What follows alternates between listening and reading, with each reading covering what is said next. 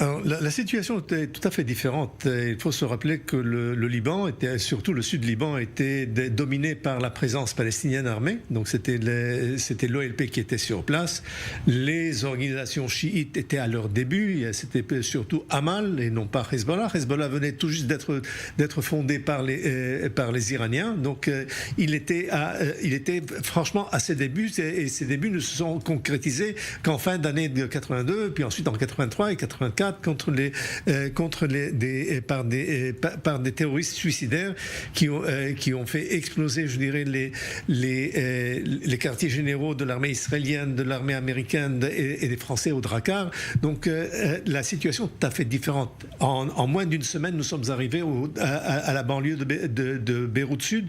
Nous avons investi l'aéroport international de Khalde, donc l'aéroport international de Beyrouth, et nous sommes liés avec nos alliés, soi-disant alliés chrétiens, qui étaient de l'autre côté de Beyrouth Est. C'était cette situation.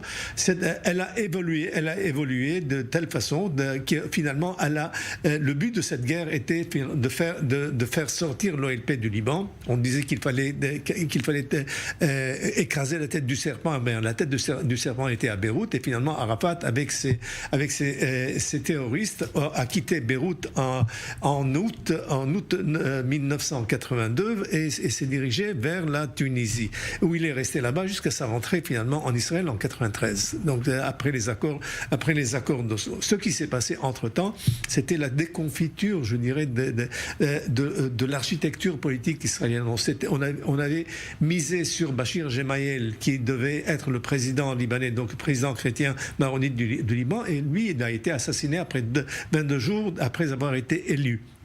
À partir de ce moment-là, les événements ont dégringolé. Ce qui s'est passé, c'est en guise de représailles, les forces libanaises, donc la milice chrétienne, s'est engagée dans les camps de réfugiés de Samra et Shatila, et a égorgé, a tué des centaines, et je dirais presque des milliers de Palestiniens sur place. Et cela s'est passé, je dirais, sous le nez des forces israéliennes qui entouraient le camp de réfugiés. Ce qui a naturellement entraîné un tollé mondial contre Israël, et le retrait des troupes israéliennes de Beyrouth vers le Zaharani, pour se décider en fin de compte vers la fin de l'année 83 de se retirer vers la zone de sécurité. Et là, nous sommes restés sur place jusqu'à l'an 2000, la date à laquelle, en 25 mai 2000, Ehud Barak, qui était Premier ministre, a finalement décidé de se retirer complètement du Liban, et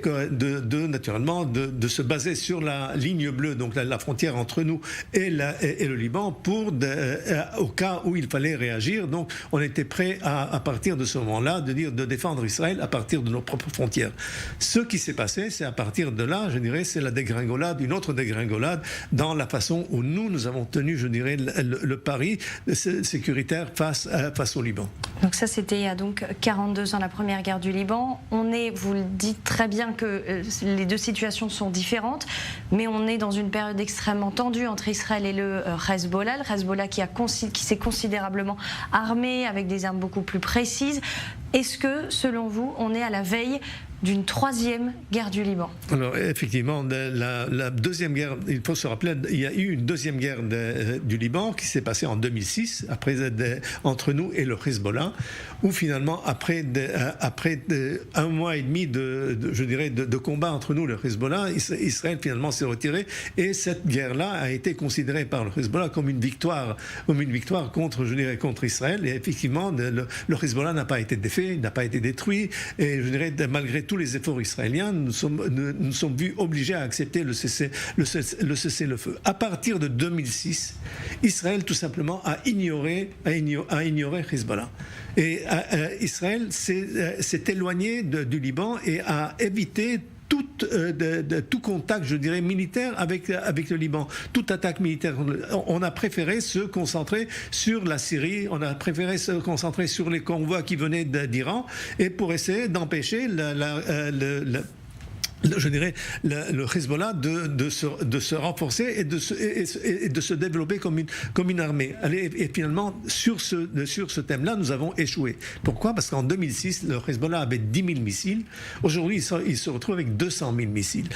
Il n'avait pas de structure militaire. Aujourd'hui, il a des structures militaires très renforcées. Il a des unités qui sont tout à fait aguerries, qui sont aguerries et qui ont eu une expérience assez étendue dans le combat urbain, donc en Syrie, puisqu'ils ont participé à la guerre civile là-bas. Et naturellement, les plans de combat du Hezbollah qui ont été publiés par le Hezbollah parlaient très clairement de 5 brigades du Hezbollah, des forces Radouane qui devaient envahir la Haute-Galilée et prendre, je dirais, et s'emparer de localités, de villes du nord, juste assez pour obliger Israël à se retirer et à ramener les frontières à ce qu'elles étaient les frontières mandataires de 1923. Nous nous retrouvons aujourd'hui dans une situation où le Hezbollah est devenu un monstre. C'est un monstre face à Israël et pendant des années, ces provocations n'ont pas été répondues par Israël. Au fur et à mesure des années, eh bien, la dissuasion israélienne s'est effacée. De telle façon que le Hezbollah s'est vu se permettre des actions qu'Israël aurait depuis longtemps dû éliminer. Comme par exemple la tente, la fameuse tente qui a été érigée sur la ligne bleue et Israël n'a pas eu le courage de la bouger. Comme par exemple le fait que le Hezbollah, par l'intermédiaire de ces terroristes, ont détruit toutes les caméras qui étaient sur le mur obstacle qui nous sépare du Liban et sans qu'Israël ne fasse quoi que ce soit. On a toujours préféré acheter le silence, acheter la paix par, je dirais, et ignorer, je dirais, le danger. Eh bien, on se retrouve avec le danger face à nous et Hezbollah est prêt au combat. Et sa formule est très simple. Si vous intensifiez la guerre, nous allons intensifier. Si vous allez étendre la zone de combat, nous allons étendre la zone de combat. Eh bien, on voit qu'il y a ici une situation miroir. C'est-à-dire, il y a une zone de sécurité créée par Hezbollah au sein d'Israël qui s'étend de Akko jusqu'à Tibériade. Et il y a une zone de sécurité au Liban. Il y a 100 000 habitants, presque entre 60 et 100 000 habitants qui ont quitté leur localité au nord d'Israël et il y a 100 000 habitants qui ont quitté leur localité au sud du Liban. Il y a des centaines de maisons qui ont été détruites du côté israélien et il y a 8 000 maisons qui ont été détruites du côté du Hezbollah. La seule différence dans l'équation, c'est la quantité de morts du côté du Hezbollah face, je dirais, aux pertes israéliennes qui pour lui, c'est 350, 300 ou presque 400 terroristes tués alors que nous sommes, je dirais, dans des chiffres encore malheureusement qui sont limités, mais qui sont toujours là. Nous sommes arrivés à un point où le Hezbollah, voyant la priorité donnée par Israël au front sud, peut se permettre d'initier une guerre d'usure face à Israël pour ce qu'il appelle soutenir le front sud. Eh bien, depuis le 8 octobre, il ne fait que ça. Depuis le 8 octobre, la quantité d'attaques contre Israël a tout simplement monté exponentiellement. De 300 attaques en octobre, nous sommes passés à plus de 1200 attaques aujourd'hui, et d'emploi de missiles, emploi de drones, emploi de roquettes avec des ogives très lourdes, donc avec beaucoup d'explosifs. Il a presque utilisé toute la gamme et surtout ce qui nous tourne l'attention, amène l'attention, c'est le fait qu'il a une connaissance presque parfaite du déploiement des bases militaires israéliennes, des concentrations militaires israéliennes et l'emploi qui est, je dirais, plus que professionnel, des drones contre des cibles israéliennes. Les drones, c'est la surprise de cette guerre. C'est la surprise de cette guerre et pour l'instant, Israël n'a pas de réponse technologique à cette menace-là et comme le Hezbollah le comprend très bien, eh bien, il utilise les choses qu'Israël, les équipements qu'Israël n'a pas de réponse pour.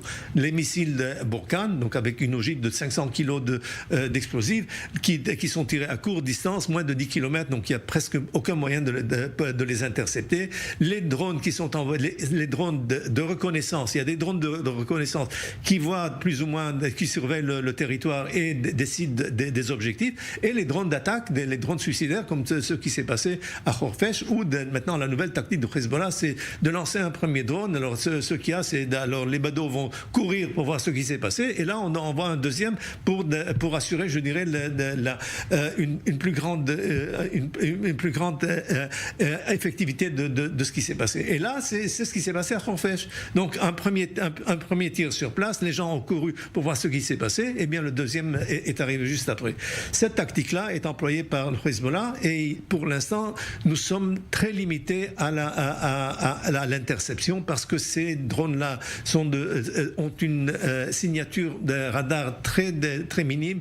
Ils volent très bas. Les pilotes de Hezbollah savent très bien manier ces avions-là, qui sont dans les ravins, dans les fossés, dans les vallées, donc des endroits où il est très difficile de les apercevoir par les radars qui sont déployés sur la distance.